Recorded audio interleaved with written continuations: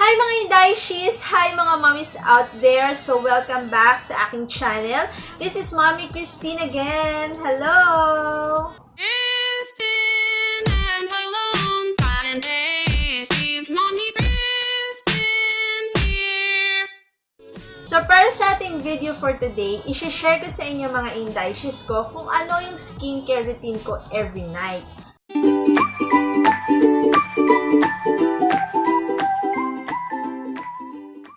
Siyempre, dapat naman tayong mga ladies or tayong mga girls or as well as yung mga boys na din, dapat nililinis muna natin yung ating face bago tayo matulog para pagising natin in the morning, fresh yung ating face. At saka sino ba naman ang gusto na may tsaka ang face, diba?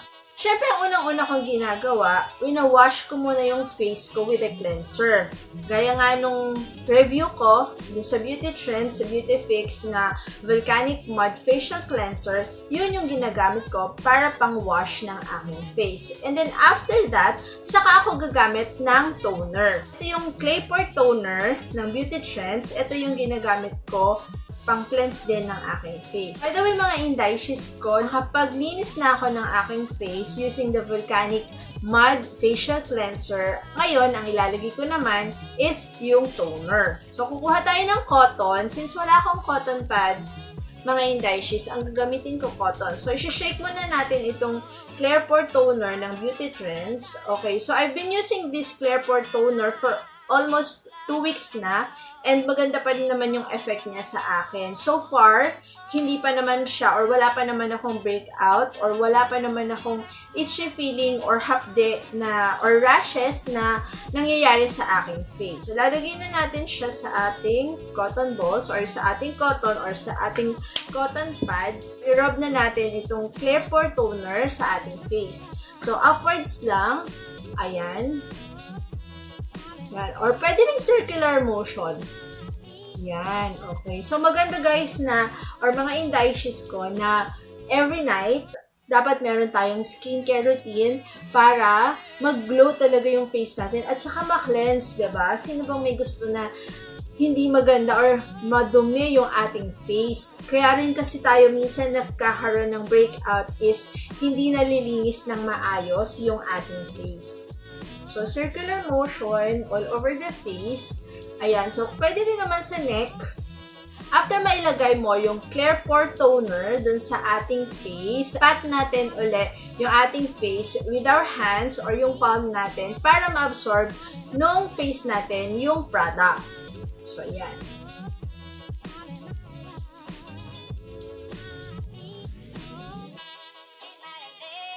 And then after nun, before ako maglagay or before ko ilagay yung moisturizer sa aking face, is maglalagay muna tayo ng sheet mask. Itong sheet mask na to, binigay ito sa akin or pinadala sa akin to ng mom ko from the US. Ito yung Victoria's Secret or yung pink na sheet mask. Meron siyang glow down, soothing sheet mask, and meron siyang charcoals, refreshing sheet mask with charcoal. Ang gagamitin natin ngayong araw na ito is itong charcoal. So, basahin muna natin kung ano yung mga effect or kung ano yung mga claims or kung ano yung mga may bibigay na benefits nito sa ating face. Inspired by K-Beauty Rituals, this skin-nourishing mask hugs and contours like a second skin for instant complexion perfection.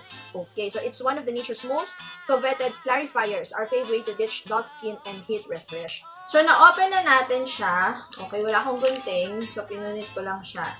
And then, amuyin natin kung ano ang amoy ng product sa loob.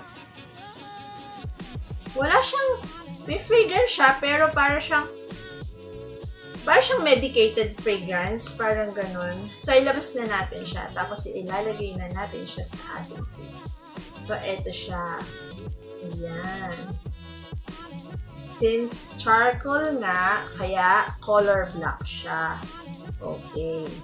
So, lagay na natin siya sa face. So, first time ko mga Indayshies nagagamit ng face mask or yung sheet mask na tinatawag.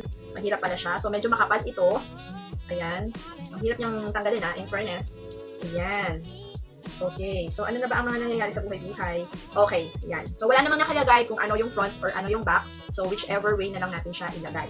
Okay, so ilagay ko na siya.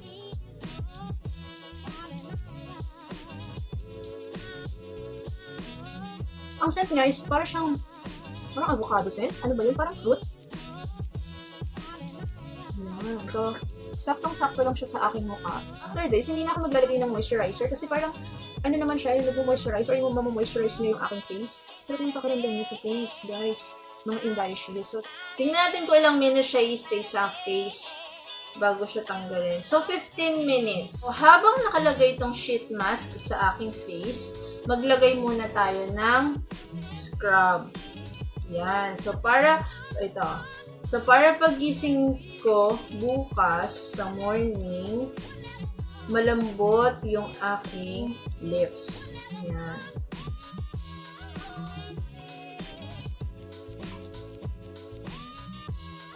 Bumabagsak siya.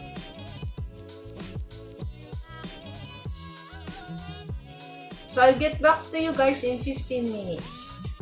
Okay, and I'm back. So, it's been 15 minutes. Itatanggalin na natin itong sheet mask sa aking face. And then, i-massage natin yung natirang cream or yung natirang product sa aking face. Okay. By the way, ang sarap sa mukha nitong itong sheet mask na to. Sobrang refreshing nga. Ang lamig niya sa face and wala akong naramdaman na hapde, wala akong naramdaman na kate. Okay to, guys. I don't know kung this is available dito sa Philippines. Ayan. Pero marami namang mga sheet mask na mabibili. I-massage na natin yung product from the sheet mask. Ayan. Grabe, sobrang lamig niya sa mukha. Promise. And texture ng face ko ngayon is napakalambot and napaka-smooth niya. Yan, okay. So guys, yun yung aking skincare routine. Pero guys, ang sheet mask pala, pwede nyo siyang gamitin mga twice a week or thrice a week, ayan. Or kapag usually ginagamit to yung pagka yung sobrang pagod na pagod yung face mo, parang feeling mo sobrang tsaka ng face mo. Yan. Hindi na ako maglalagay ng moisturizer since sobrang moisturized na yung aking face dahil dito sa sheet mask na to. And syempre, tatanggalin ko na rin yung lip scrub sa aking lips para yung excess oil. Yan. Sana may na-share ako sa inyo and sana nagustuhan ninyo yung aking skincare routine every night.